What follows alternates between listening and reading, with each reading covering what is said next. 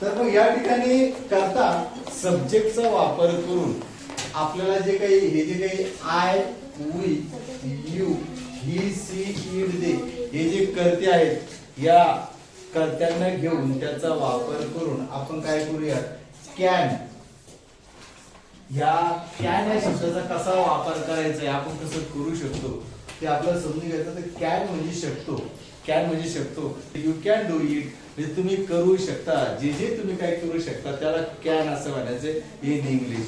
You say can I can my dream complete. मी माझे स्वप्न पूर्ण करू. I can complete my dream. I can complete my I dream. can Okay, yes, complete yes. my तर dream. या ठिकाणी आपण या ठिकाणी मी काय घेतलं काही क्रियापद घेतलेली आहेत. हो, sir. I understand, sir. Do you understand what is this? Yes sir, yes. Words Words. जे वर्ड्स आहेत वर्ड म्हणजे Yes, sir. क्रियापद. क्रियापद म्हणजे ज्याची 3 रूप होतात हो, तो sir. ज्याचा भूतकाळ भूतकाळ होतो होतो. त्याला क्रियापद असं म्हणतात. तर मग या ठिकाणी इथे मी घेतलं रीड, राईट, स्पीक, वॉक,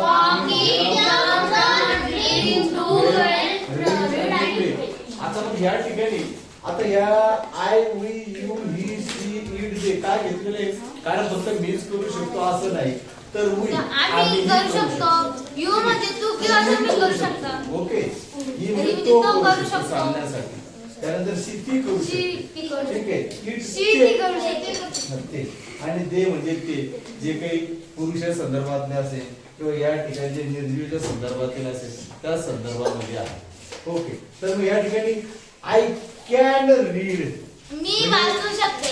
तुम्ही काय लिहू शकता या ठिकाणी आय कॅन सीएच कॅन रीड READ म्हणजे काय त्याचा अर्थ मी वाचू शकते. काय मी वाचू वाचू शकते. वाचू शकते. सर ते शकतो. हा? सर ते ईला तुम्ही सी हा. ठीक आहे हे तेच आहे READ मी वाचू शकते. ओके आता वाचू शकते पुन्हा याचा वाचू म्हणजे वाचवणे असं या अर्थाने घ्यायचं नाही तर रीडिंग करणे या अर्थाने ते आहे. तसंच या आयचं झालं त्यानंतर वी कॅन राईट किंवा वी कॅन रीड आम्ही वाचू शकतो असं होतंय. पुन्हा double U can read can तुम्ही किंवा तू वाचू शकतो. ठीक आहे त्यानंतर ही कॅन रीड तो वाचू शकतो. त्यानंतर सी कॅन रीड ती वाचू शकते. ओके त्यानंतर इट कॅन रीड ते वाचू शकतात. दे कॅन रीड ते वाचू शकतात.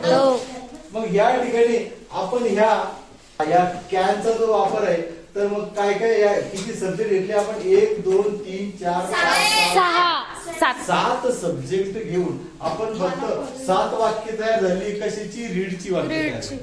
मग अशाच प्रकारे मग आता हे काय घेतलेलं आहे कारण मी जर समजा एका देवेशला उभं केलं किंवा हिला प्रणिताला इकडे बोलवलं प्रणिता इकडे आली प्रणिताला जर मी म्हटलं प्रणिताला इकडे बोलवलं इकडे प्रणिता आलेली देवेश इकडे आलेला आहे या आयचा वापर केलेला आहे.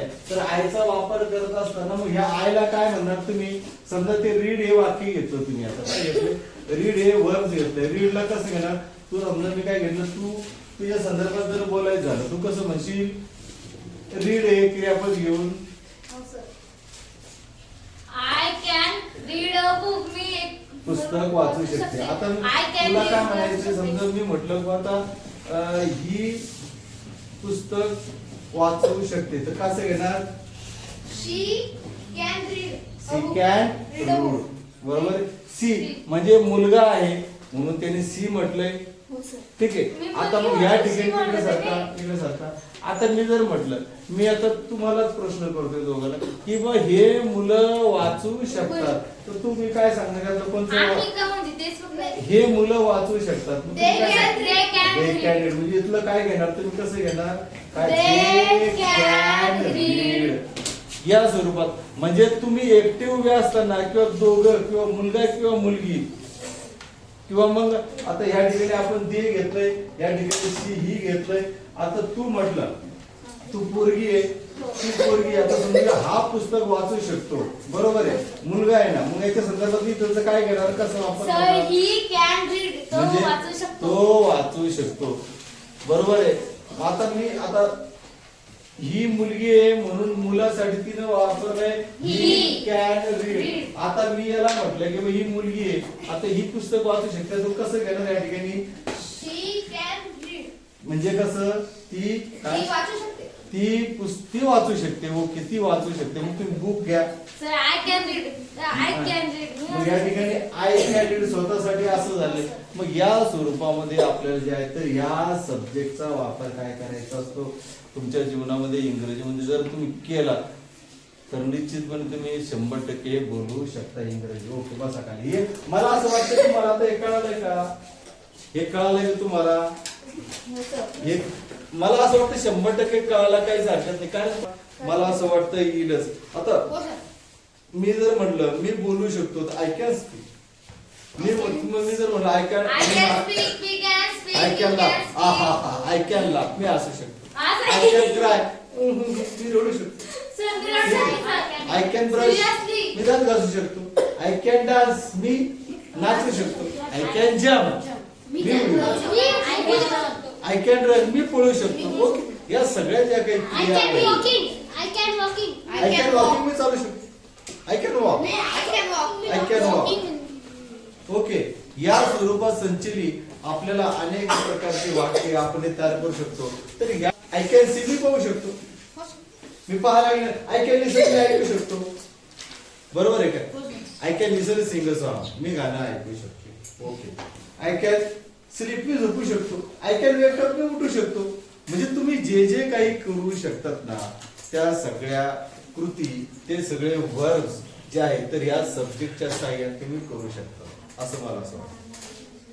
याच ठिकाणी मग या ठिकाणी we can write, I can write, you can write, he can write, she can write, he can write, they can write. बरोबर आहे. असं हे करता येऊ शकतं, तुम्ही करू शकता.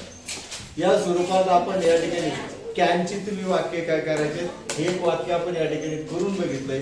अशी तुम्हाला हजारो वाक्य तुम्हाला तयार करता येतात. ओके.